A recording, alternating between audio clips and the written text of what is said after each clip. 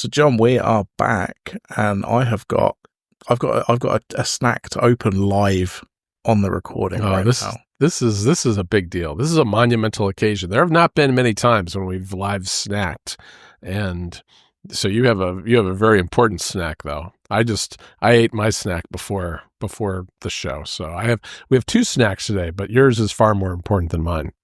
So this is, and let me give this a little. This is a tube of mystery flavor Super Mario Pringles.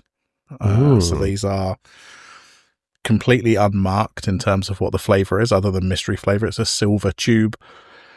I haven't looked at the ingredients because I imagine that will probably give it away a little bit. But I'm going to pop these open right now. So if we ever, it has the little question mark block on the front of the can. It does. So I'm going to pop it open now. Oh, there we go. Let's see what flavor we're dealing with. I want to see if you can actually place it by chewing. I mean, you never know. It's like sometimes these flavors are a little unnatural.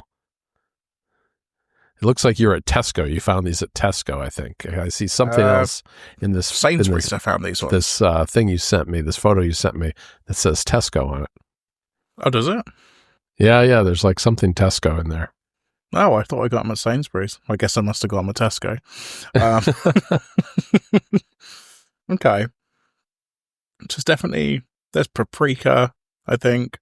Okay. Something a bit more spicy. So is it like maybe a spicy barbecue, maybe? Yeah. Yeah, because it has got that sort of sweet barbecue flavor a little bit. And yeah, it's definitely got a kick, so maybe some chili.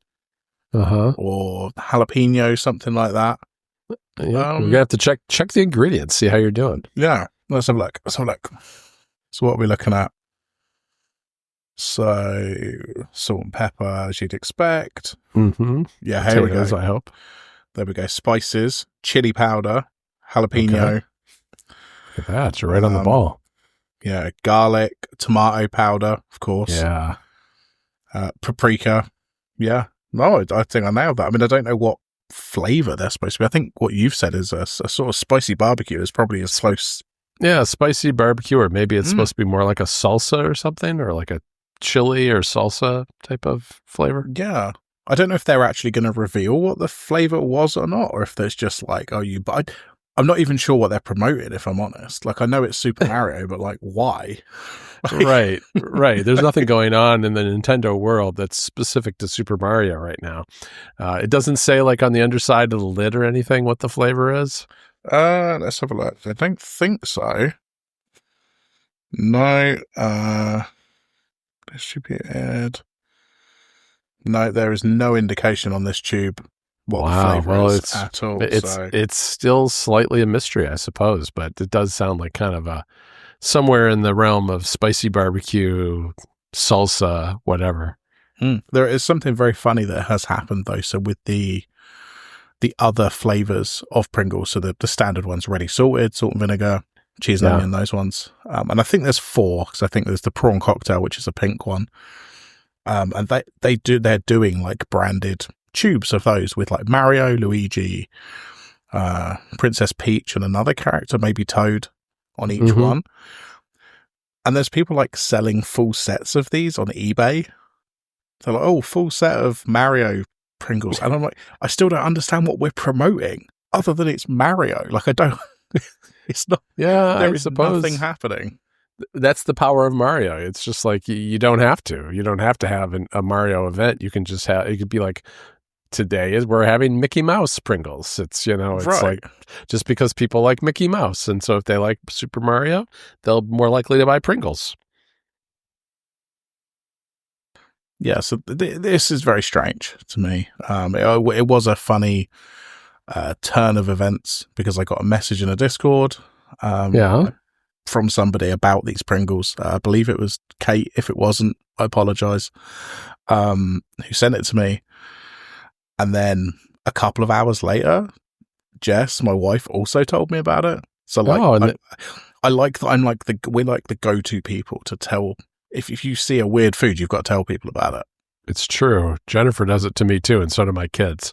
They tell me about this stuff all the time.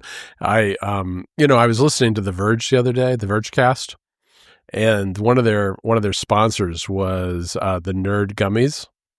And I'm just going to put it out there that if anybody has any connection with nerds, they should contact us, because I think this is a far better show to sponsor than the Vergecast, because we will actually eat all of your flavors of nerds, and we'll rank them. We'll do a tier list or something about your nerds. Maybe they won't like that because they'd argue that they're all the best, but I don't know. Yeah, I mean, you're absolutely right. Do you know what? Yeah, you're absolutely right. Food companies, you send us, you sponsor, send us a food, we'll try stuff, we'll tell everyone how great it is. We'll sacrifice. Yeah, we'll sacrifice our palates for the people. We'll do it.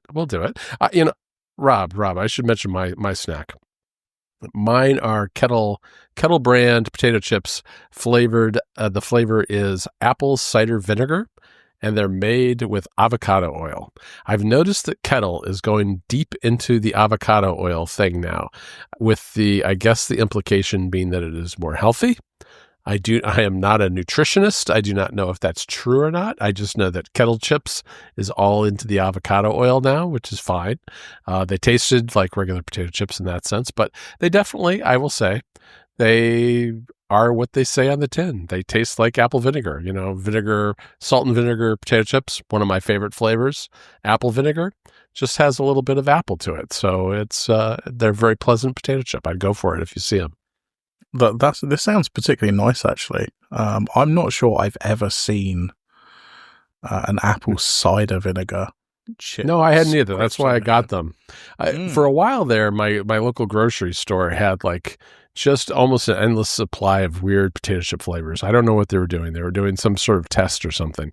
It seems to have really settled down, and this was the first slightly different thing I'd seen in a while. Yeah. Yeah, no, I really want these now. Maybe I just need to come to America and I need to be there like a week or two just to try all these things. It's true. We'll go on a junk food junket, we'll call it, and we'll get in an RV. Yeah, we'll stock it with all sorts of snacks, and then we'll drive around the South in particular, and we will eat barbecue. And I don't know. We'll just do it up. Have all kinds of snacks and odd foods. Yeah. Well, I mean, speaking of which, while you were talking, I was just looking for the page to link to for these mystery flavor Pringles, and I've ended up on the Pringles wiki, which is that's quite the. I want to know whose hobby is to maintain the Pringles wiki. Well, I'm thinking I might take over. I feel like you might. Oh yeah, I see it here. Yeah. Oh boy, that's a lot of different kinds of Pringles. Mm-hmm. There's some sweet ones here, like white chocolate peppermint. Oh my gosh, there's one called American Diner Cheeseburger. That looks awful. Mm-hmm. Yeah, oh yeah, we've had some cheeseburger crisps over here, not Pringles, but other, maybe Doritos. I think it was. They were not good. Oh. I don't think that chips should taste like beef. I think that's a mistake, just right out of the box. I think you can do it well, but yeah, I don't know. I'm going to look into this more as well, because I really want to know what this Mario flavor is supposed to be now. They have one here called Minecraft Suspicious Stew. That sounds like a close cousin to the Mario mystery meat. Yeah. Speaking of Minecraft, I wanted to note this down because I didn't buy them, but there are some limited edition Doritos flavors it's like a promotion to do with the Minecraft movie. Neither of them sounded appealing to me. I think I saw these somewhere. Yeah, I think I saw an article about these somewhere. One was a generic barbecue, and then I can't remember what the other one was. But I stood there and I thought, no, they just didn't appeal to me. So I left. Yeah, that was like me with the Shaquille O'Neal gummies. I'm like, no, it's enough just to have seen these in the store. But given that we are the podcast of record for promotional snacks, I wanted to just mention it here. Yeah, no, that's good. That's good. If anybody wants to try it and write in, we'll certainly pass along your thoughts and feelings. Oh yeah, absolutely. Yeah. Send us a recording by all means, just a little voice memo, whatever you want to do to send it over. Yeah. We can, expand the web there. We can't just limit this to Portsmouth and Charlotte, North Carolina. We gotta cover the entire promotional snack world from one country to another, spanning the globe, really, 24/7, always on. It's like worldwide. There we go. Yeah, exactly. Should we talk about something that's not snacks? Oh, we should. Rob, I have used 5 different task managers in 3 months, I think. That's too many. It's too many. It's too many. Do you feel productive? Well, not when I'm switching task managers. I sure don't. But fortunately, it's not that hard to switch, depending on import and export features in some of these apps. And the latest one, I actually switched from Godspeed back over to Todoist, which I haven't used in like 3 years. And they're not entirely compatible in terms of import export. So what I did was you can export, I think it was to CSV from Godspeed, and then Todoist takes JSON, and they have a template for their JSON. So I asked ChatGPT to do it, and that actually worked pretty well. I got most of the stuff over that way, and then I just cleaned it up after that. That helped quite a bit. But yes, so now I'm in Todoist, and I think the thing that has made the biggest difference, well, the reason I switched was I still wanted to stay with something that was keyboard driven and had a web API, which Godspeed and Todoist both have. What Todoist has that Godspeed doesn't is, one, they have like a Kanban view where you can see things in columns, which actually is very helpful to me when I can look at my day and see, here are all the things I have to do in these various categories of tasks, or by day, for the week or whatever. And Todoist has real legit iPhone and iPad apps, whereas Godspeed is still just kind of spinning its wheels on mobile. It's not horrible on mobile, and it's gotten better, but I don't know. Life's too short, and my task manager needs to be everywhere I am, and so yeah, I've switched to Todoist just to give it a spin now and see how it does in comparison. Yeah, no, it's I've kind of been moving away from it for a different reason. Obviously, that's because we've spoke about the last couple of episodes that I'm doing a bullet journal and stuff like that. But I'm finding myself using paper for other things as well now. So I said to you before the show, but I went and ran some errands on my lunch break today, and I took a little notepad and a pen with me. No, I didn't take it out of the car. I did leave it in the car, lest somebody see me. But you don't want to boujo in public. No, you might get arrested for that. Yeah, you can't do that. But what I've obviously, because I'm doing more of that either in the journal or just in general notebooks, it's like I don't necessarily need. I more probably need something like Drafts that's just designed to dump a quick note into if I don't have a notebook to hand. I haven't done anything yet. I've still got Godspeed, but I think over the next couple of weeks, I'm probably going to take another look at the landscape of task managers and see what's going on. All right. Well, so for jotting down like quick notes, I would suggest taking a look at Scratchpad, which is a relatively new app from about a month ago. Federico mentioned it on the last episode of this week's episode of App Stories. And I installed it on my iPhone, iPad, Apple Watch, and Mac. And it's very, very good in that it has very rock solid iCloud sync that's very fast between the devices. All it is a single window. You put text in it, and then you can do stuff with the text. You can copy it. You can use the share sheet, whatever you do. It's a pretty nice little app. It's got a lot of simple, it's a little bit like a very, very simple version of Drafts, because there's no kind of file structure. You just have one file. It's just text. It's really not meant to stay there. It's meant to go somewhere else. or a little bit like Tot, but only with one note instead of 7. It's got a lot of the, but it's also, the developer is Sindra Sorhus, I think Okay, of course, yeah. Who has a whole bunch of apps, and so it's going to be good.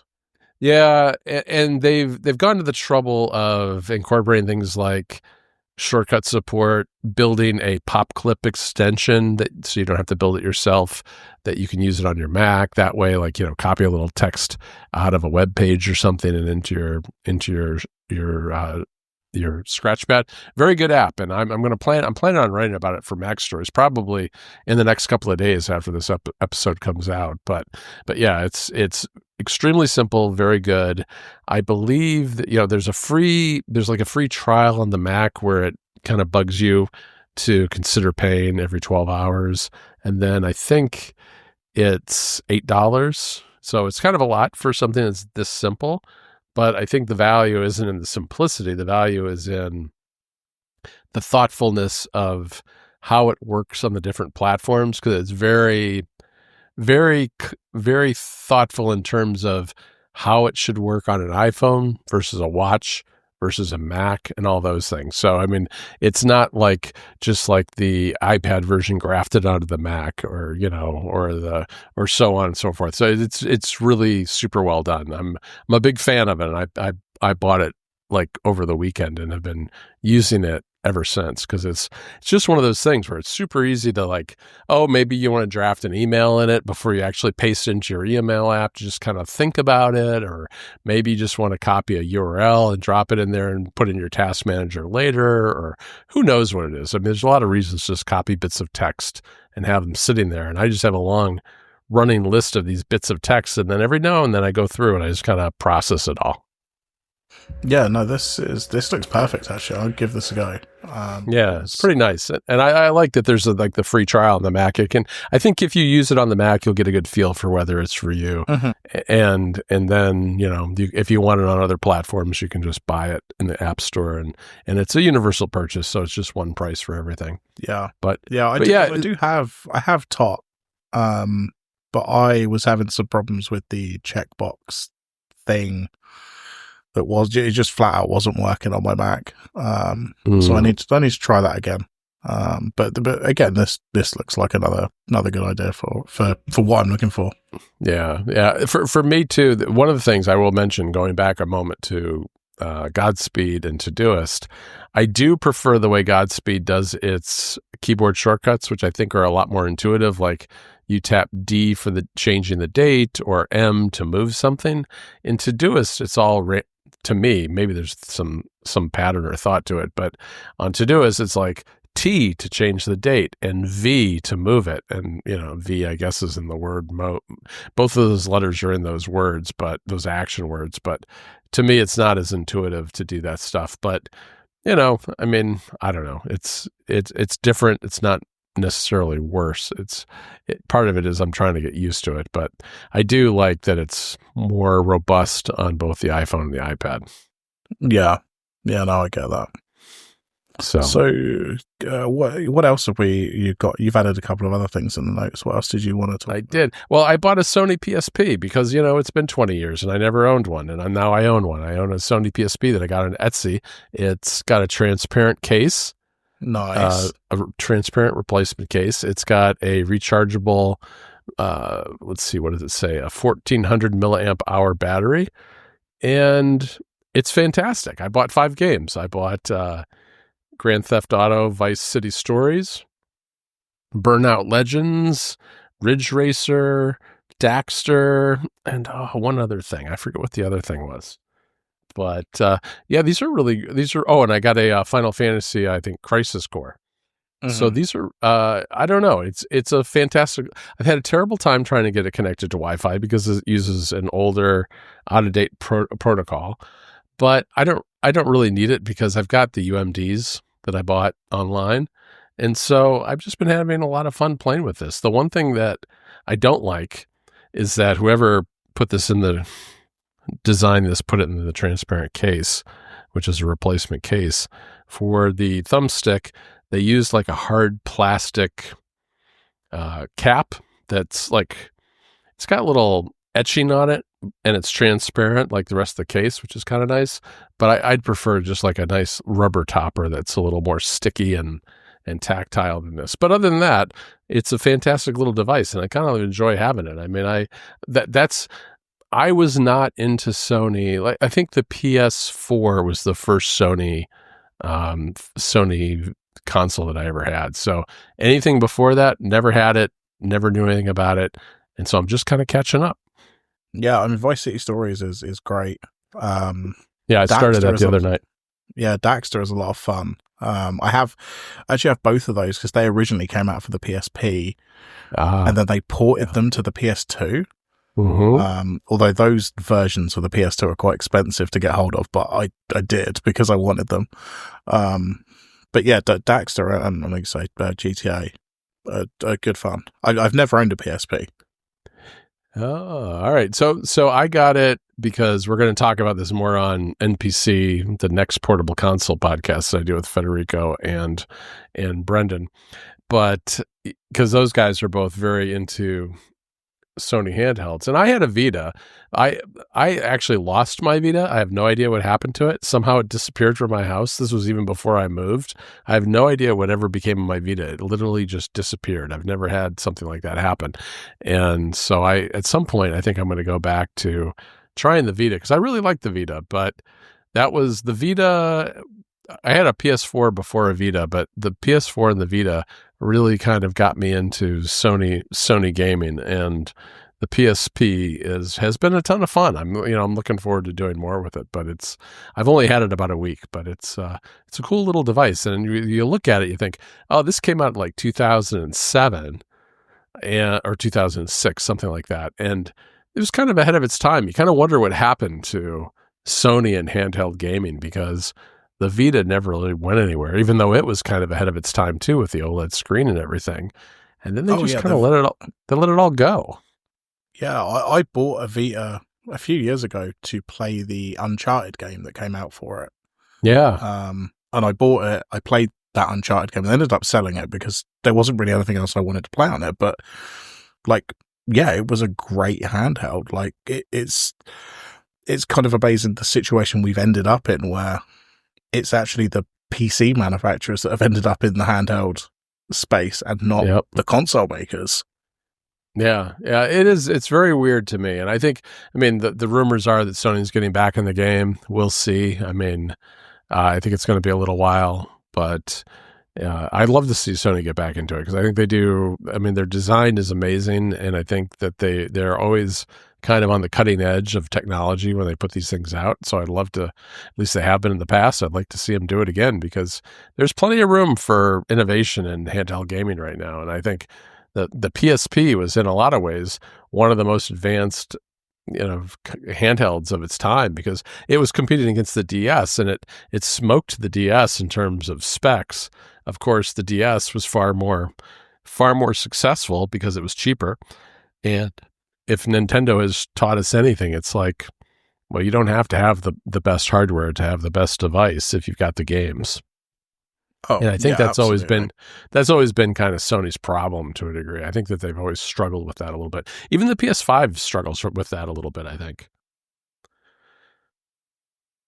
Yeah, I would agree. I mean, there are some amazing games, but it's not. There's only a couple, maybe a handful that you might say like, yeah, these are must-play games. Yeah, and of course now they're all coming to PC eventually, right? So if you're not bothered about playing them straight away, then you can kind of wait. Yeah, and that's an interesting development in this whole scene, which is with the Steam Deck and everything, and PC gaming on handheld is that the actual consoles and exclusives are all becoming less of a factor than they have in the past, which I think is a good thing for consumers. I mean, it lets you kind of pick and choose the devices you want to use and how you want to play things. And I think it's really why the Steam Deck has done so well because, people have had Steam Deck libraries that they've been building for years and years at this point. And so, that investment, maybe you started doing that for playing games on your PC, but now if you buy a Steam Deck, you already have a built-in library of games that you can enjoy that maybe you want to revisit. Whereas if you buy just a Windows handheld, you might not have that same sort of thing. So I don't know. It's pretty cool. Yeah, I mean, and I'm happy because I'm well aware that we're hurtling towards like physical games are going away. Of course they are. Yeah. And when that happens, there's no way I'm going to give Sony 50, 60 pound per game because the prices don't come down. I'm going to move to PC because they have better prices because there's more competition there. Yep. Oh, so here's a game recommendation for you, Rob. Avowed is really, really good, and it's part of Game Pass. So it's an RPG, fantasy world by Obsidian. It's actually the director of it is Carrie Patel, who Federico and I interviewed like 5 years ago on a short-lived podcast called Dialogue, where we interviewed writers because she was like the lead in the narrative side of Outer Worlds at the time, and she's moved on to direct Avowed, and Avowed is a really amazing game. I played a lot of it this weekend on early access from buying it early. So yeah, it's a great game. Yeah. Oh yeah, this looks like a lot of fun. Yeah. Just okay, yeah, so it's PC and Xbox. Yep. I really need to get on getting a Steam Deck. I really need to sort that out. Yeah, at some point. You should. You probably have a pretty good Steam library, I would assume. I mean, at least some I don't games. Well, I have all the GTA games. Okay. And I think I have like Portal, probably. Yeah, but that's about a start. That's a Yeah. start. It's a start. And the great thing about Steam is like it's got all these indie games on there too, so you can basically get inexpensive games, and they have sales all the time. So I mean, I just find like Steam is a great way to build a library and like revisit older games that you maybe passed over years ago. But especially with the Steam Deck, I mean, those games that are 4 or 5 years old play super well on a Steam Deck. And then you can just play the newer stuff on consoles or whatever. Yeah, definitely. Well, it's on my list. It's one of those things, but I've just had a baby, so. No, I know. We were talking before we got started about this crazy Windows tablet by Asus, the ROG Z13, which is over $2,000, and it looks really cool. But yeah, I don't think that's in my budget this year either. No, that's probably a little bit out. Yeah. But I'll pop a link to that in the show notes as well. So, but yeah, I guess it's probably it for this week. And I think so. We'll be back in a couple of weeks. Obviously, all of that will be in the show notes, all the games and the chips and the Pringles and all of that. So yeah, and we'll speak in a couple of weeks. All right. Talk to you later, Rob.